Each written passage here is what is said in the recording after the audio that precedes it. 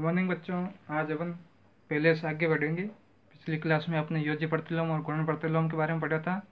आज अन्य गुणधर्म और उनका उपयोग। अगला प्रश्न क्या है? निम्नलिखित प्रत्येक गुणन के अंतर्गत उपयोग में आने वाले गुणधर्म का नाम लिखिए। अपन को बताना है कौन सा गुणधर्म यहाँ पे लगेगा।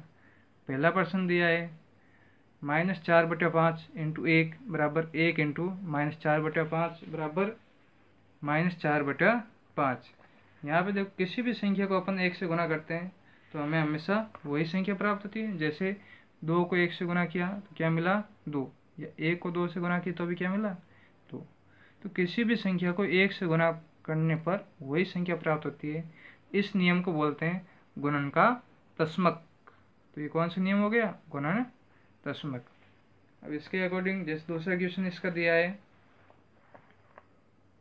-13/17 इंटू -2/7 बराबर -2/7 इंटू -13/17। यहाँ पे देखो, अपन इसको पहले पद को a मान लें और दूसरे को b कर दें। ये a और ये b, ठीक है। तो मैं इसको लिख सकता हूँ a इंटू बी बराबर क्या हो गया? b into a। इनकी जब गुना करेंगे तो अपन को आंसर दोनों को सेम मिलेगा और इनके पद आपस में क्या हो गए? एक्सचेंज हो गए, जगह चेंज हो गई। तो इसको बोलते हैं गुणन का क्रम विनिमय। क्रम मतलब स्थान, विनिमय मतलब एक्सचेंज होना। तो ये हो गया गुणन का क्रम विनिमय। इसी प्रकार तीसरा था इसका -19/29 इंटू 29/-19। यहाँ पे देखो आंसर क्या मिला? 1। ये 19 से 19 कट हुआ, 29 से 29 कट हुआ। आंसर क्या मिल गया अपन को? 1। कभी भी आंसर 1 मिले वहाँ पे हमेशा होता है गुणन का प्रतिलोम। तो यहाँ कौन सा नियम हो गया? गुणन का प्रतिलोम। नेक्स्ट क्वेश्चन दिया है इन्होंने 6/13 को -7/13 के व्युत्क्रम से गुना कीजिए। व्युत्क्रम का मतलब होता है उल्टा। अपन लिख दिया 6/13, फिर क्या बोला इन्होंने? -7/16 का व्युत्क्रम। व्युत्क्रम का मतलब उल्टा। तो इस भिन्न को आप उल्टा कर दो। उल्टा करने पे क्या मिलेगा? 16/-7। इनकी गुना किया अपन ने तो 16 की 6 से 96 और 13 की -7 से तो कितने हो गए? -51। ठीक है। नेक्स्ट क्वेश्चन देखिए। नेक्स्ट क्वेश्चन में क्या कह रहा है? बताइए कि कौन से गुणधर्म से 1/3 इंटू कोष्ठक के अंदर 6 इंटू 4/3 को इन कोष्ठक 1/3 इंटू 6 कोष्ठक बंद इंटू 4/3 के रूप में अभिकलन करते हैं। अभिकलन मतलब लिख सकते हैं या व्यक्त कर सकते हैं। अब इनमें देखो, अपन 1/3 को a मान लें, 6 को b मान लें और 4/3 को क्या मान लेते हैं? c। अपन इसको ऐसे लिख सकते हैं a इंटू कोष्ठक में b और 4/3 की जगह c बराबर 1/3 का a, 6 को b कोष्ठक बंद गुना 4/3 को c। अब यहाँ पे देखो, इन दोनों में क्या हो गया? पहले a कोष्ठक b इंटू सी था, दूसरी बार में क्या बना? कोष्ठक में a इंटू बी इंटू सी। जब ये कंडीशन अप्लाई हो जाती है, कोई भी गुणन में 3 पद जब एक साथ हो और उन्हें क्रम या उनकी जगहें बदल बदल कर लिख देते हैं, उसको बोलते हैं गुणन का साहचर्य नियम। गुणन का साहचर्य नियम हो गया। नेक्स्ट क्वेश्चन देखिए इसका। नेक्स्ट क्या दिया है? क्या -1 से 1/8 के गुणन प्रतिलोम 8/9 है? क्यों अथवा क्यों नहीं व्यक्त कीजिए। तो देखिए, इसको अपन ऐसे कर सकते हैं -1 से 1/8। इसको अपन ये लिख सकते हैं -9/8। दोनों से एक ही समान होगी। 8 की गुना 1 से 8 + 1 तो कितना हो गया? 9/8 का गुणात्मक प्रतिलोम 8/9 होना चाहिए। इसका मतलब इसको अपन किससे गुना करें कि आंसर में अपन को प्लस का 1 मिल जाए, तो ये उसका गुणात्मक प्रतिलोम होगा, अन्यथा नहीं होगा। अब इन्होंने अपन को क्या दिया है? 8/9। तो गुना कर दो इनकी। 8/9 से ये 8 से 8 एक बार, 9 से 9 भी एक बार। 1 से गुना करने पर एक मिला और माइनस प्लस क्या हो गया माइनस। आंसर अपन को प्लस एक ना मिलकर क्या मिला है माइनस का एक, जबकि मिलना क्या चाहिए प्लस एक मिलना चाहिए। इसलिए अपन कह सकते हैं कि माइनस एक से 1/8 का गुणात्मक प्रतिलोम 8/9 नहीं होगा।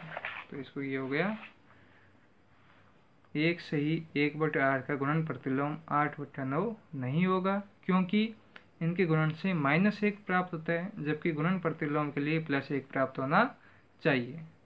नेक्स्ट क्वेश्चन देखिए क्या दिया हुआ है। क्या 3 से 1/3 का गुणात्मक प्रतिलोम 0.3 है या नहीं, जांच कीजिए। तो अपन ने क्या लिख दिया इसको 3 से 1/3, इसको अपन क्या लिख सकते हैं 3 की 3 से गुणा करो कितना आएगा 9 और +1 तो कितना हो गया 10/3। अब इसको किससे गुणा करें कि अपना आंसर कितना आना चाहिए 1 आना चाहिए। क्वेश्चन में अपन को क्या लिखा है 0.3, 0.3 को क्या लिख सकते हैं 3/10, पॉइंट के बाद 1 अंक है तो ये क्या बन जाएगा 3/10।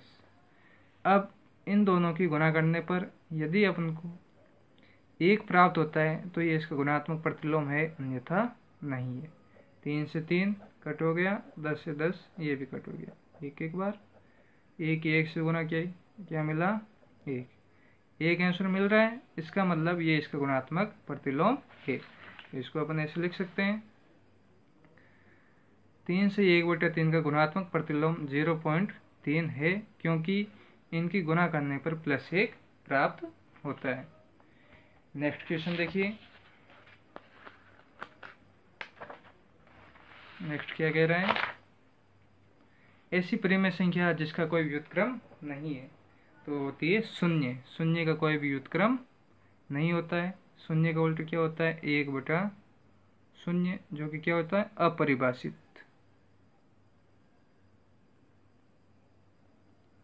इस कारण ये किसी शून्य का कोई व्युत्क्रम नहीं होता है। अगला प्रश्न, परिमेय संख्या जो अपने व्युत्क्रम के समान है तो होती है 1 का व्युत्क्रम 1/1, वापस गुणा करने पे क्या मिलेगा 1 मिलेगा, और -1 है उसका भी सेम क्या -1 का व्युत्क्रम 1/-1, तो अभी आंसर क्या मिल रहा है 1 मिल रहा है। तो अपन लिख सकते हैं 1 तथा -1/1 का व्युत्क्रम समान है, वही संख्या होती है। अगला प्रश्न, परिमेय संख्या जो अपने ऋणात्मक के समान है तो होती है 0।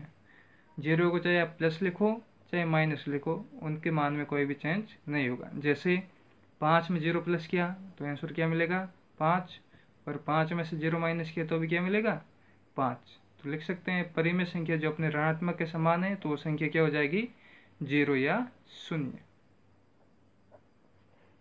नेक्स्ट क्वेश्चन क्या कह रहा है, रिक्त स्थानों की पूर्ति कीजिए। पहला, शून्य का व्युत्क्रम नहीं होता है, अपन ऊपर देखा था।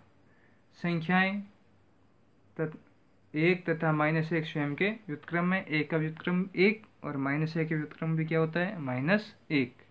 फिर लिखा है -5 के व्युत्क्रम बताइए। व्युत्क्रम मतलब इसको उल्टा कर दो, -5 का क्या हो जाएगा 1/-5।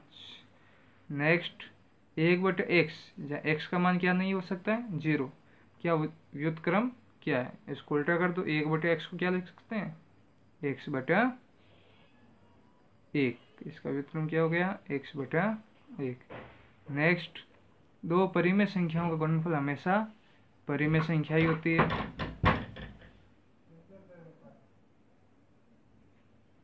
नेक्स्ट, किसी धनात्मक परिमेय संख्या के व्युत्क्रम वो भी क्या होगा हमेशा धनात्मक ही होगा। ऋणात्मक है तो ऋणात्मक और धनात्मक हो तो धनात्मक। धन्यवाद।